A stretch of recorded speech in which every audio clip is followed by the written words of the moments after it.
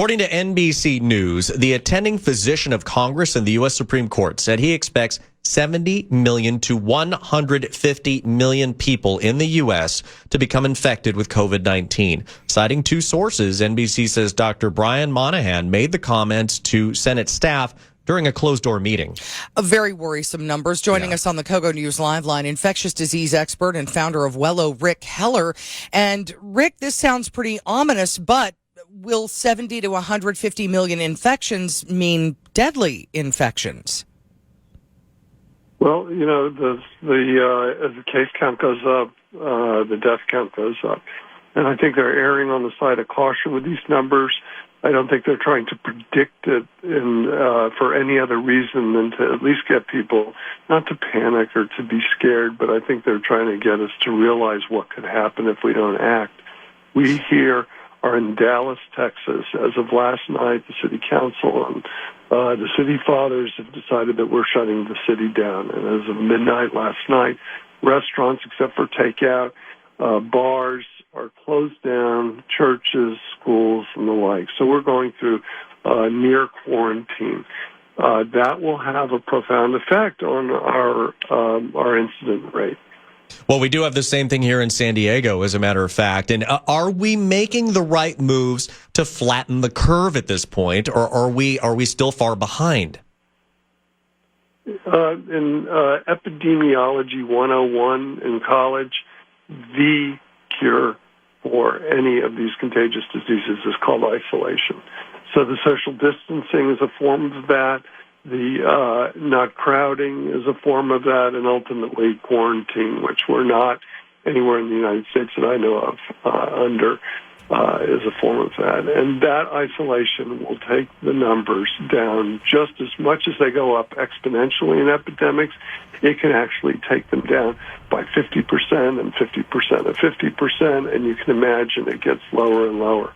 Now, as the spring and summer comes on, and this is a prediction, I can't assure you of this, but we believe it's seasonal, just like flu, that we're going to see in the summer a great reduction.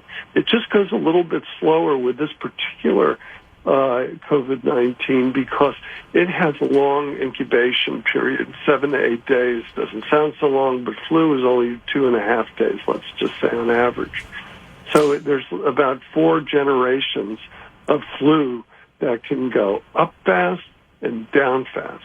But COVID is going to go up slow and down slow as far as the case count is concerned. So by May, by June, we're going to see half of a half of a half of a half. So you're going to see a thin amount of cases. Unfortunately, then we go into fall, certainly in the north very quickly.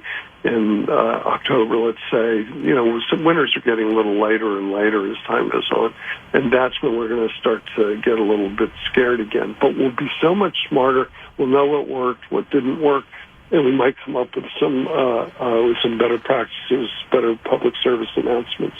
And I can tell you 2 things, though, that I just haven't heard, and I think has got to come back. One is hydration.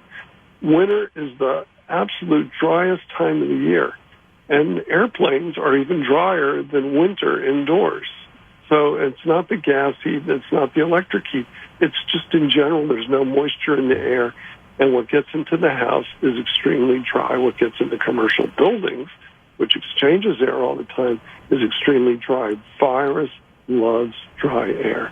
And I can tell you why, but it would just, show what a nerd I am. And I am about this stuff. We have a web page. Nerdiness is called for at this point. What is your website? Our website is Wello Inc. WELLOINC.com. And we make a medical device that FDA cleared Class 2, and you can put it in the front of like a hospital floor where you have immunocompromised people who are recovering from bone marrow transplant, doing infusion, any of those things that they don't need to be exposed to flu, all right, coronavirus, or what. All right. Rick Heller, infectious disease expert and founder of Wello. Great information. Thank you so much for joining us. My pleasure. Be well. You too.